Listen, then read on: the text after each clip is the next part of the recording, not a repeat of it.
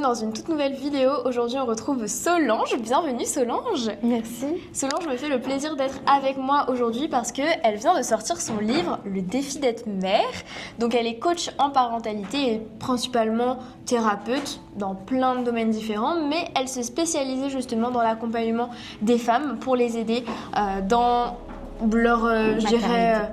maternité, voilà, tout ce qu'il va y avoir par la suite. Et donc, elle a décidé de dédier un ouvrage à ce sujet. Donc, elle va venir nous en parler. Et pour commencer, je te poserai bien la question, pourquoi est-ce que tu t'es mise à écrire ce livre ? Je pense qu'en fait, j'avais besoin d'un nouveau défi. Ce qui s'est passé, c'est qu'en 2020, au moment du confinement, j'étais moi-même dans une étape de vie très bouleversante puisque je venais de vivre une séparation. Et puis, c'était un moment où, en fait, on a commencé à parler beaucoup plus du phénomène du burn-out parental avec le confinement. Et ça m'a donné l'idée de mettre au point un accompagnement qui était spécialement dédié aux mamans épuisées, puisque j'en croisais dans le cabinet. Mais le fait que ce phénomène soit amplifié, je me suis dit, je vais lancer un accompagnement. Okay. Et finalement, le fait d'avoir construit tout cet accompagnement, d'avoir toutes les ressources, etc., c'est comme si j'avais besoin de passer à une étape, une nouvelle étape. Et je me suis dit, pourquoi pas toucher encore plus de mamans, maintenant que j'ai toutes les clés en main, en écrivant un livre. Donc tu t'es lancée. C'est à ce moment-là qu'on s'est rencontrés, je sais plus sur les réseaux sociaux ou quoi. Comment ça s'est passé après dans l'écriture ? Tu t'es lancé les deux pieds dedans. Voilà, comment est-ce que tu as fait ?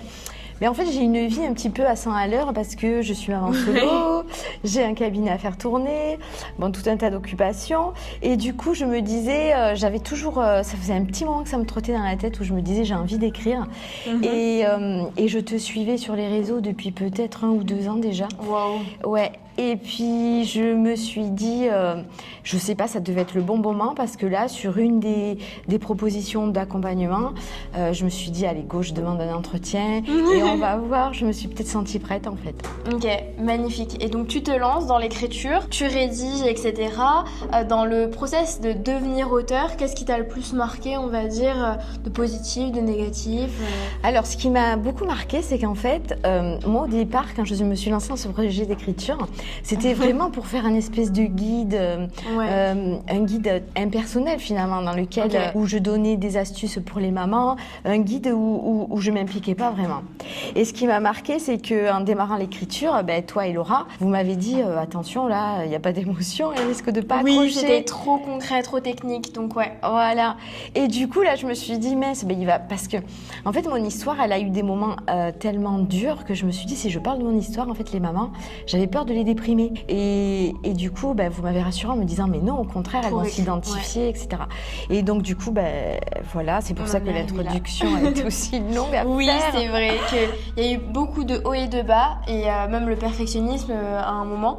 Et tu as quand même su vraiment avancer rigoureusement, aller au bout, à toujours être plus ou moins régulière, et aussi à en être là, à le sortir, ce livre. Et déjà, tu me disais que il y avait un avant-après l'écriture, tu le sentais, qu'est-ce qui se passe en fait ?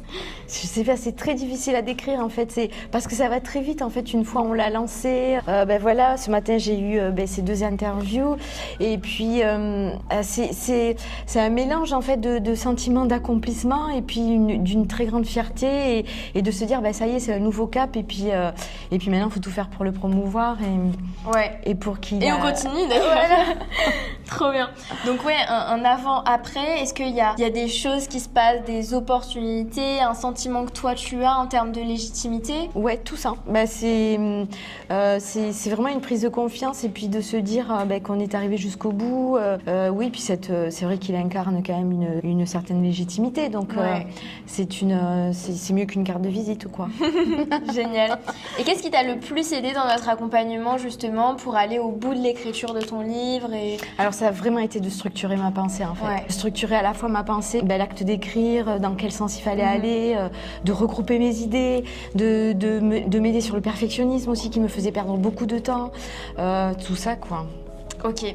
Et là, t'en es arrivée. Est-ce que tu es fière ? Est-ce que t'es contente ? Ah ouais, je suis super fière. Ma fille, elle est fière aussi. Est-ce que tu penses que c'est un rêve qui s'est réalisé pour toi ? Ouais, c'est un peu ça, ouais.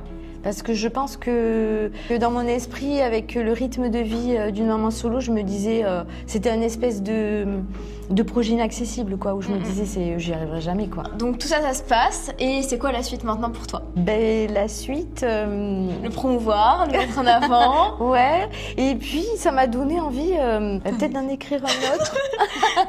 Ce serait à quel sujet? Est-ce que tu as déjà des idées? Oui, ben, plus se centrer sur l'enfant. Ok. Pour aider les mamans à mieux comprendre leur enfant et de le faire traduire aussi en espagnol pour le diffuser en Amérique du Sud.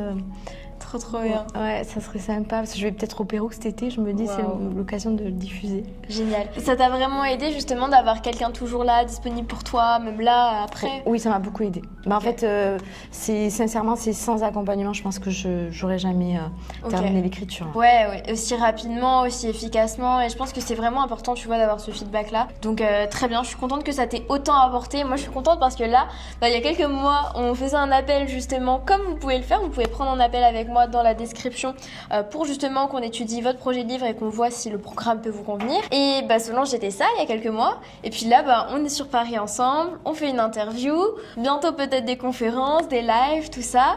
Et puis on gère maintenant sa communication. Donc en fait, ça va vraiment très très loin. Tu pensais que t'allais en arriver là en quelques mois ou Non, pas? j'avais pas anticipé. J'étais tellement concentrée sur l'écriture, j'ai pas du tout anticipé l'après. Ok, génial. On est là maintenant, bienvenue dans la nouvelle partie. Donc merci à toi. Et voilà, est-ce que tu as un dernier message à passer à notre auditoire soit sur ton livre, soit sur l'écriture?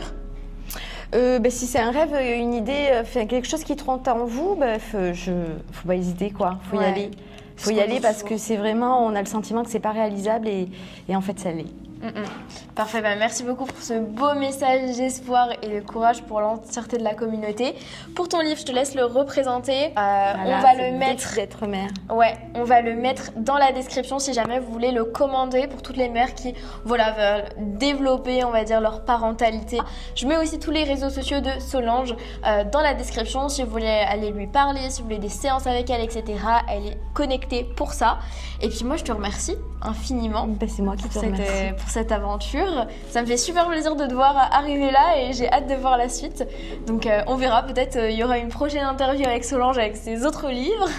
En tout cas, j'y crois fortement. Et puis moi je vous laisse. Pensez à vous abonner si vous voulez voir d'autres interviews avec d'autres auteurs ou si vous avez besoin de conseils en écriture et édition de livres. Et puis je te remercie. On se dit à très bientôt Solange. À très bientôt. À bientôt tout le monde. Ciao.